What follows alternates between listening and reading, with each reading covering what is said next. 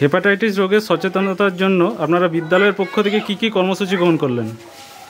পশ্চিমবঙ্গ সরকারের বিদ্যালয় শিক্ষা দপ্তর এবং নদিয়া জেলা প্রশাসনের নির্দেশে বিশ্ব হেপাটাইটিস দিবস উপলক্ষে আমরা বিদ্যালয়ে ছাত্রছাত্রীদের আনন্দ পরিসরে তাদের শপথ বাক্য পাঠ করানো হয়। তারপর একটা র্যালির মাধ্যমে এলাকার জনসাধারণকে এই হেপাটাইটিস রোগ সম্পর্কে সচেতন করা হয়।